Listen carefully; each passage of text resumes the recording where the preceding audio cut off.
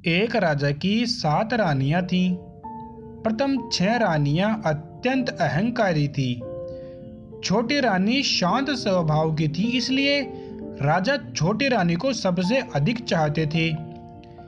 बहुत दिनों तक राजा की कोई संतान नहीं हुई।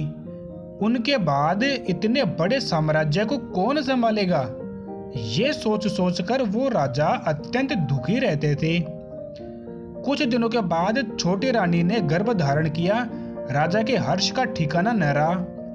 राजा ने सारे राज्य में मुनादी करवा दी कि राज भंडार खोल दिया गया है।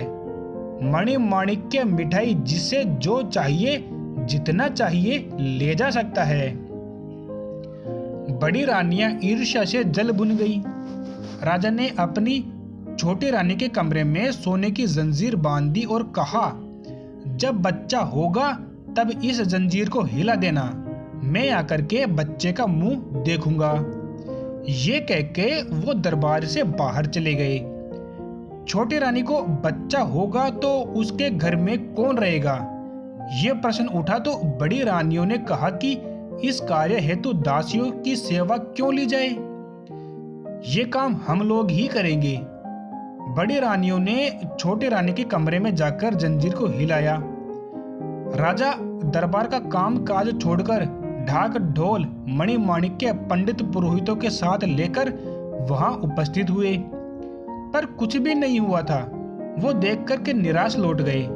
पुनः राजसभा में उनके बैठते न बैठते फिर जंजीर को हिलाया गया। राजा पुनः दौड़कर गए। इस बार भी कुछ नहीं हुआ। गुस्से में राजा ने कहा, जब कुछ हुआ ही नहीं तो जंजीर क्यों हिलाई, मैं सब रानियों को काटकर फेंक दूंगा। ये कह के वो चले गए। छोटी रानी ने एक एक कर 7 पुत्रों एवं एक पुत्री को जन्म दिया। सारे बच्चे चांद के टुकड़े फूल की कली के जैसे लग रहे थे। उनके जन्म लेते ही कमरा प्रकाशित हो गया। छोटी रानी ने धीरे से पूछा, दीदी कौन सी संतान हुई है?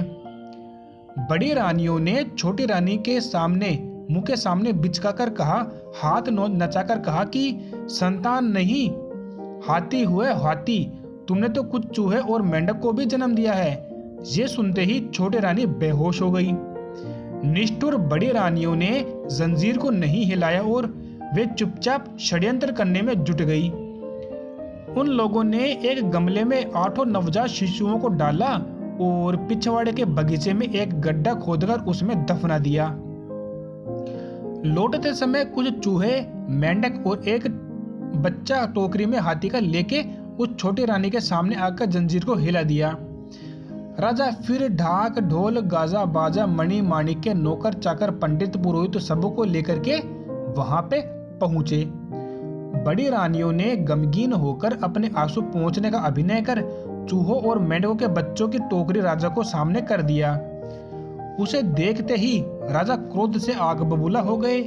उन्होंने तुरंत आदेश दिया कि इन चूहों और मेंढकों को जमीन में गाड़ दो और इसके साथ ही छोटी रानी को उन्होंने राजमहल के बाहर निकलने का हुक्म दे दिया। बड़ी रानियों के तो खुशी का ठिकाना ही नहीं रहा। उनकी आंखों का कांटा सर्वदा के लिए दूर हो चुका था। छोटी रानी को तो उन लोगों ने राजा से मिलने भी नहीं दिया और उनका राजश्री वस्त्र उतरवाकर उसे दासी की तरह भटकने को मजबूर कर दिया। दिन बीतने लगे। बड़ी रानी के तो मजे हो गए, पर राजा उदास रहने लगे। उनके मन की शांति छिन गई। उन्हें किसी काम में मन नहीं लगता। राजा के बगीचे में फूल नहीं खिलते थे। राजा ने पूजा पाठ भी करना छोड़ दिया था। एक दिन एक अद्भुत बात हुई। राजा के माली ने देखा कि बगीचे में चंपा के 7 और चमेली का 1 फूल खिला है। उसने राजा को यह बात बताई। राजा ने उसे आदेश दिया कि वे फूल तोड़कर लाओ, आज उन्हीं फूलों से मैं पूजा करूंगा। माली फूल तोड़ने बगीचे में गया। उसे देखते ही चमेली के फूल ने चंपा के फूलों से कहा, 7 भाई चंपा जागो रे जागो। तभी 7 चंपा के फूलों ने एक साथ कहा, क्यों बहन चमेली, हमें क्यों बुला रही हो? चमेली बोली, राजा का माली आया है, उसे फूल तोड़ने दोगे या नहीं? देखते ही देखते चंपा के 7 फूल ऊपर उठ गए और उन्होंने एक स्वर में कहा, नहीं देंगे, नहीं देंगे फूल, और ऊपर उठेंगे, पहले आए राजा फिर देंगे फूल। ये देख माली अवाक रह गया। उसने ऐसा चमत्कार अपने पूरे जीवन में कभी नहीं देखा था।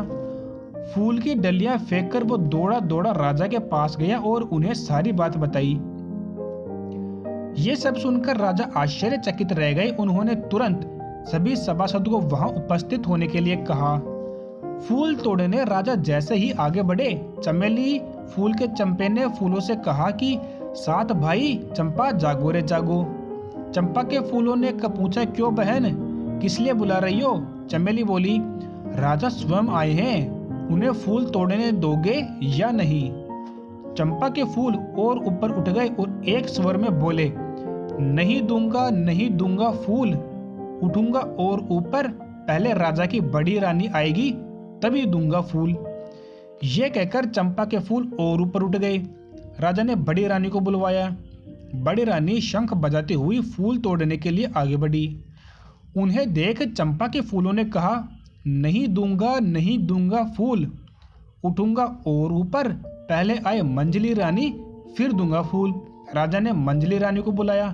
फिर एक एक करके सारी रानियां आ गई, परंतु फूल ऊपर उठते गए। राजा हताश होकर जमीन पर बैठ गए। तब फूलों ने कहा, नहीं दूंगा, नहीं दूंगा फूल, उठूंगा और ऊपर, पहले राजा की छोटी रानी आएगी तभी दूंगा फूल। लेकिन छोटी रानी है कहाँ? राजा ने उसकी खोज में नौकर, रक्षकों, सिपाहियों और राज्य के चारों ओर उनको भेज दिया। सभी ने उसे ढूंढना आरंभ किया। अंत में वो मिल भी गई। उसके कपड़े फटे हुए थे, हाथ पैर काफी गंदे थे, उसकी हालत अत्यंत दयनीय थी। उसी हालत में वो फूल तोड़ने के लिए आगे बढ़ी और चमत्कार हो गया। सारे फूल एकाएक नीचे आ गए। चमेली फूल भी उसके साथ नीचे आ गया। चंपा के सातों फूलों ने एक एक खूबसूरत राजकुमार और चमेली के फूल से एक अपूर्व सुंदर राजकुमारी प्रकट हुई। सभी माँ माँ कह के छोटी रानी से लिपट गए। राजा सब माजरा समझ गए। खुशी से उनकी आंखों से आंसू निकल पड़े। उन्होंने तुरंत सभी बड़ी रानियों को कांटे के ऊपर लिटवाकर जमीन में गाड़ देने का आदेश दिया और छोटी रानी सातों राजकुमार और राजकुमारी के साथ राजभवन में आ गए। राजभवन में आनंद और उल्लास छा गया और फिर वो अत्यंत आनंद के साथ साथ में रहने लगे। ऐसे ही और कहानियां सुनने के लिए आप हमारे चैनल को सब्सक्राइब करें।